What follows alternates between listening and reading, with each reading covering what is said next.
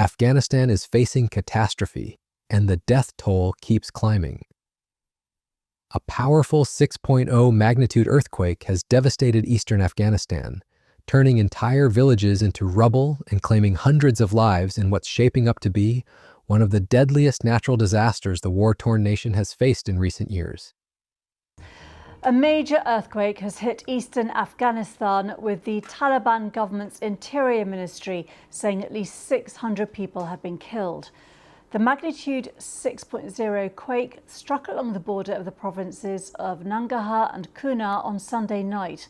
The epicenter is in a remote mountainous area, making relief operations extremely difficult.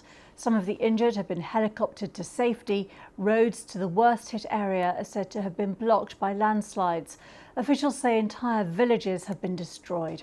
The latest reports paint a grim picture of devastation across the provinces of Nangarhar and Kunar, where remote mountainous terrain and blocked roads are severely hampering rescue efforts.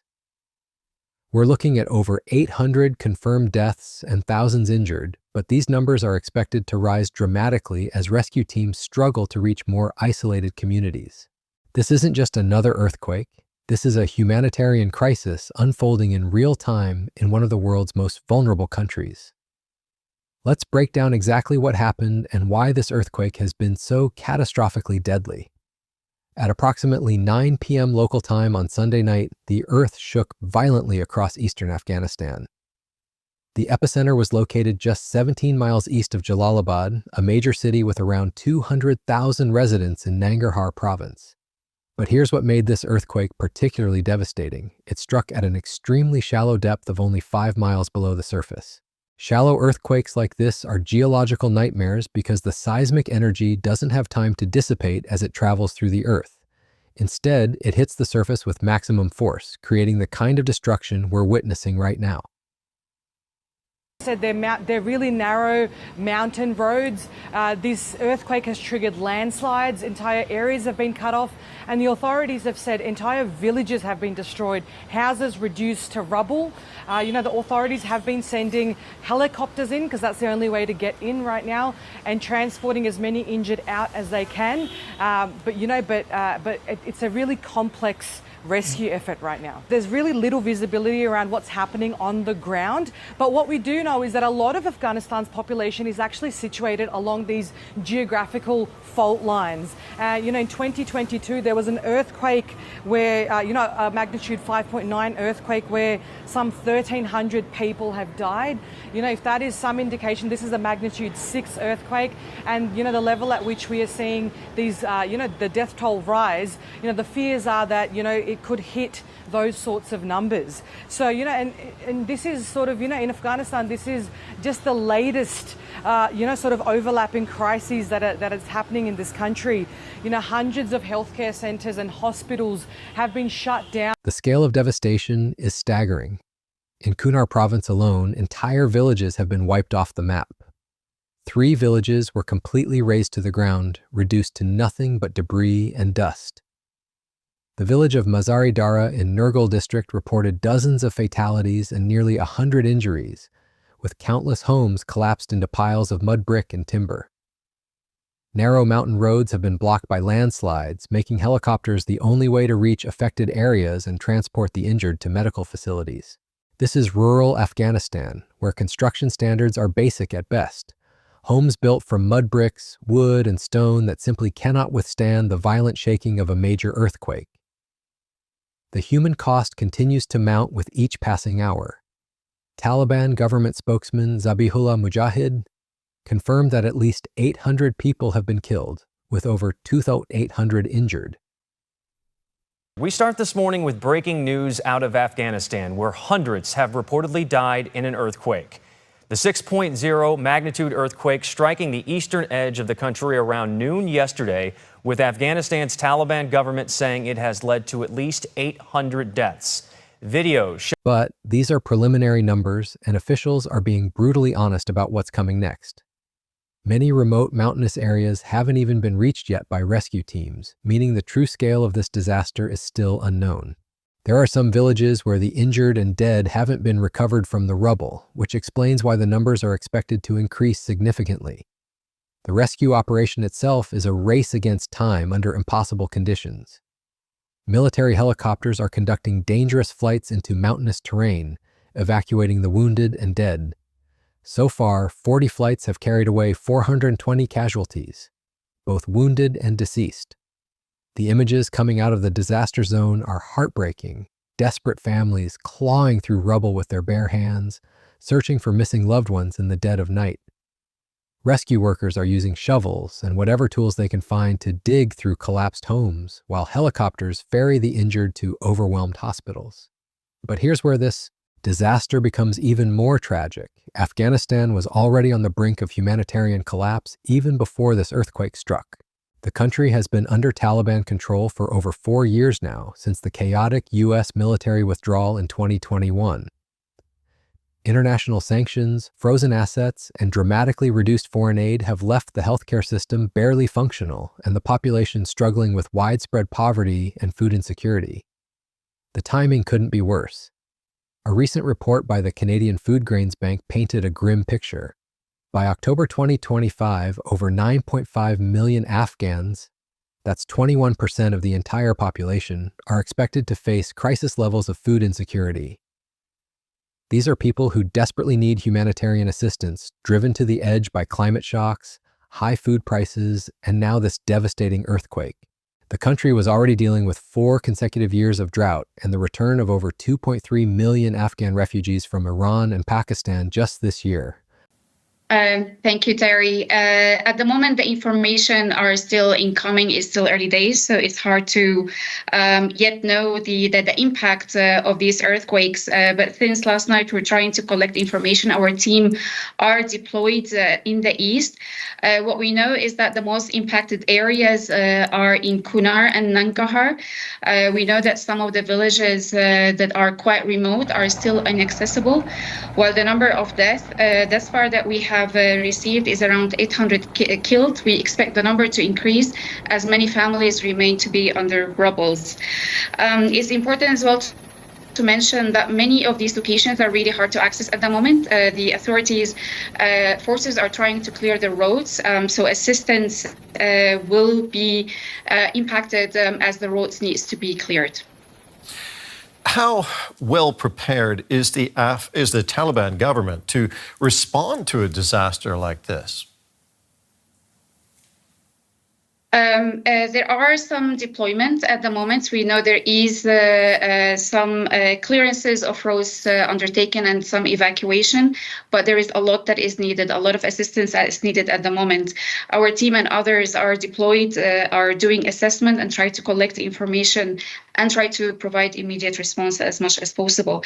But let me also mention that this area is impacted as well by the forced return from Pakistan. Actually in Kunar and in Nangarhar, it's one of the high return areas where many have been forced to return. They have returned to these areas trying to rebuild their lives, and they are now impacted by this earthquake. The assistance that is required at the moment is certainly medical evacuation, it's clearance of the rubbles, emergency healthcare assistance, shelter, food, everything is needed at the moment. Afghanistan, since the Taliban took over there, has been isolated internationally to some degree. Is the Taliban government willing to ask other countries for help in this situation? We, as humanitarian organizations, of course, our work is to provide humanitarian assistance to the most impacted areas and families.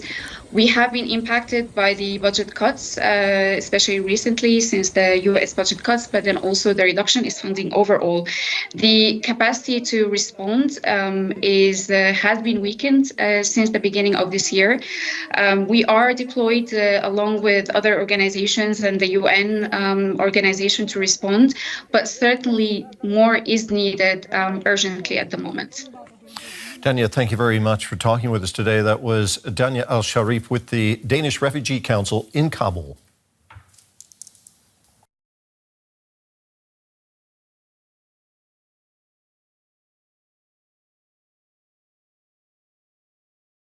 The situation is particularly challenging, given Afghanistan's international isolation and the dramatic reduction in humanitarian funding.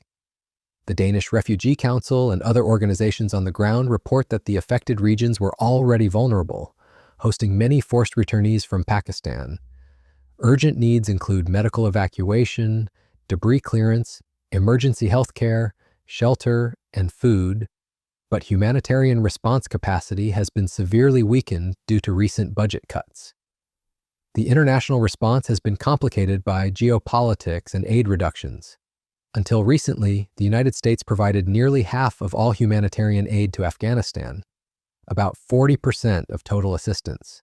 But under current conditions, an estimated $1.7 billion in aid has been canceled, Sevdas, impacting the country's ability to respond to crises like this. European allies, including the United Kingdom, France, and Germany, have followed suit with their own aid reductions.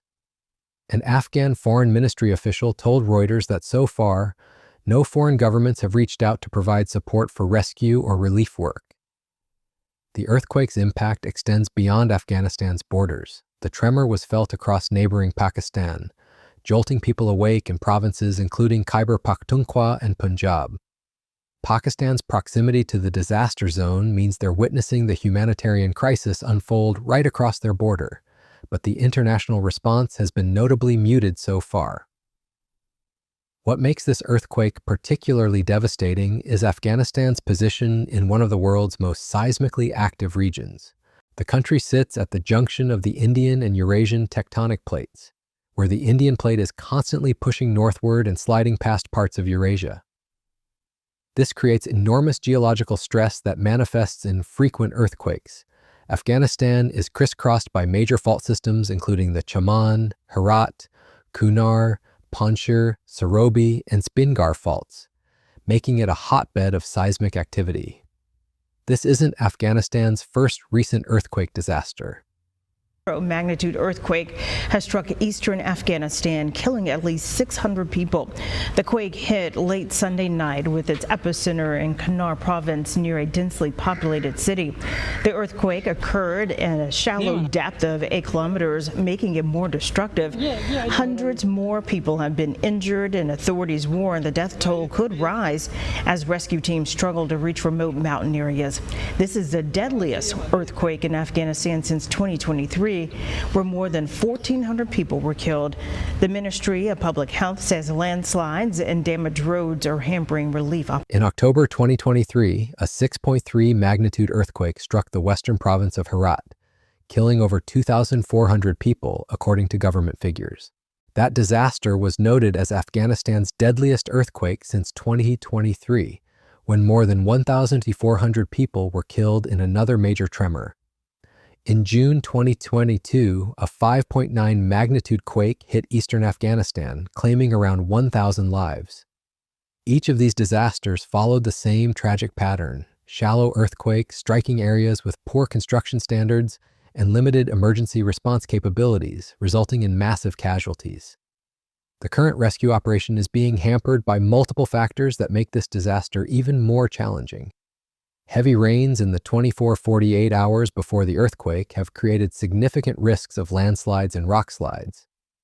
Many roads leading to affected areas have been blocked by debris and flooding, preventing rescue teams from reaching isolated communities. The mountainous terrain makes helicopter operations dangerous, especially in poor weather conditions.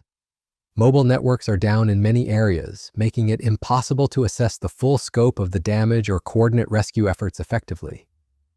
Local communities are stepping up in whatever ways they can. In Nangarhar province, volunteers have been visiting hospitals to donate blood for earthquake victims. The Afghan Red Crescent has confirmed both human casualties and significant financial losses to local communities, while trying to coordinate relief efforts with their limited resources.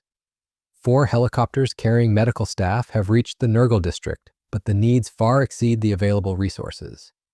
The international humanitarian community is sounding the alarm about what this earthquake means for Afghanistan's already precarious situation. The International Rescue Committee warned that this latest earthquake will likely dwarf the scale of the humanitarian needs caused by the 2023 Herat disaster. Entire roads and communities have been cut off from accessing nearby towns or hospitals, with 2,000 casualties reported within just the first 12 hours. Shireen Ibrahim, the country director for the International Rescue Committee in Afghanistan, put it bluntly. Although we have been able to act fast, we are profoundly fearful for the additional strain this will have on the overall humanitarian response in Afghanistan. Global funding cuts have dramatically hampered our ability to respond to the ongoing humanitarian crisis. This is the reality. Even international aid organizations that want to help are struggling with reduced funding and limited access. The United Nations has mobilized teams to deliver emergency assistance, but Secretary General Antonio Guterres has called for international support.